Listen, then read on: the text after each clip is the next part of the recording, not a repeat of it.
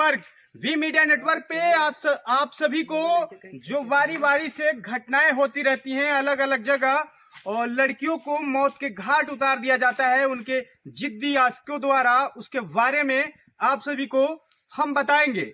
जब से श्रद्धा murder case का खुलासा हुआ है तब से कहीं किसी लड़की को छत से ढकेल दिया जाता है, 4 मंजिल से ढकेल दिया जाता है, तो कहीं किसी लड़की को सूटकेस में भर के फेंक दिया जाता है, तो कहीं किसी लड़की को 5 टुकड़ों में करके फेंक दिया जाता है, किसी तालाब में फेंक दिया जाता है।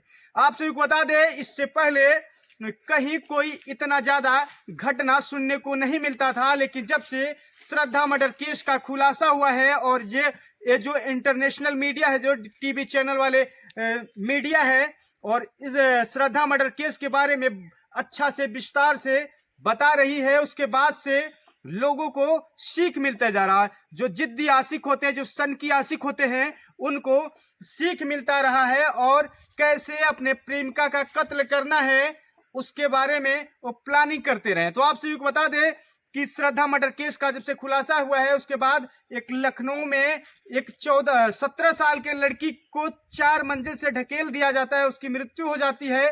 उसके बाद एक पिता ने अपने लड़की को मार के और सूटकेस में भर के आगरा एक्सप्रेसवे पे फेंक देता है। उसके बाद जो यानी कि इसी महीने 9 नवंबर 2022 की एक घटना है जो आजमगढ़, उत्तर प्रदेश के आजमगढ़ से आई है। वहाँ पे एक लड़की है जिसका नाम है आराधना प्रजापति, और उसका प्रेमी, उसका नाम है प्रिंस यादव, जो जब हाई स्कूल में पढ़ाई करते रहते हैं तब उन दोनों का दोस्ती होता है, और दोस्ती कब प्यार में बदल जाता है इसका कोई पता ही नहीं है। उसके बाद जो प्रिंस यादव है वो कमाई यानी कि नौकरी करने विदेश चला जाता है, और उसकी जो प्रेमिका है आराधना प्रजापति, वो अपने गांव में हीरा के कहीं जॉब करती है, यानी कि कुछ पैसे कमाने के लिए जॉब करती है, वो गरीब परिवार से है। उसके बाद समय बीतता गया और प्रिंस यादव विदेश में काम करता रहा। उसके बाद आराधना प्रजापति जो कुम्हार समाज से आती है, और ये जो उनका प्रेमी था वो यादव समाज से आता था, लेकिन आराधना प्रजापति का शादी किसी दूसरे लड़के से हो जाता है, वहीं पास में किसी दूसरे लड़के से हो जाता है। उसके वजह से जो उसका पूर्व प्रेमी है प्रिंस यादव, वो काफी नाराज होता है। उसके बाद वो विदेश से चल के सीधे घर आता है, और उसके बाद अपने पूरे परिवार के साथ प्लानिंग करता है, और बगल में उसके मामा का जो घर होता है उनसे भी मिलके प्लानिंग करता है। उसके बाद आराधना प्रजापति को मेला घुमाने के बहाने 9 नवंबर को बुलाता है। उसके बाद उससे जिससे शादी हुआ था उससे छोड़ के और नौकरी छोड़ के खुद अपने से शादी करने के लिए दबाव बनाने लगा, लेकिन जब आराधना प्रजापति उसके बातों से सहमत नहीं हुई और शादी के लिए राजी नहीं हुई, उसके बाद जो खौफनाक कदम उठाया प्रिंस यादव, उसको सुन के आपके भी कलेजा हिल जाएंगे, यानी कि आपके पैरों तले जमीन खसक जाएंगे।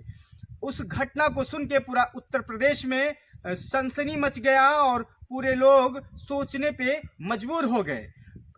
प्रिंस यादव आराधना प्रजापति को मेला घुमाने के बहाने बुलाता है, उसके बाद अपने पूरे परिवार के साथ मिलके और अपने एक सगे मामा के लड़की के साथ मिलके आराधना प्रजापति को एक गन्ने के खेत में ले जाता है, उसके साथ जोर जबरदस्ती करता है, यानी कि अवैध संबंध बनाता है।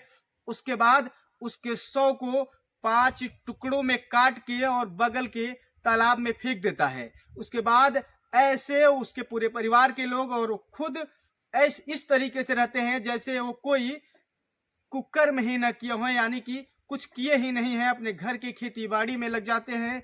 और आराधना प्रजापति का जो परिवार है जहां उसकी शादी हुई रहती है, वो और उसके मायके वाले उसको खोजने लगते हैं। उसके गुमशुदगी का एप्लीकेशन दरखास्त थाने में दे देते हैं। उसके बाद पुलिस उसको तलाशने में लग जाती है। उसके कुछ दिन बाद एक शव तालाब के पास मिलता है। उसके बाद धीरे धीरे शिनाख्त होता है कि आराधना प्रजापति का ही शव है।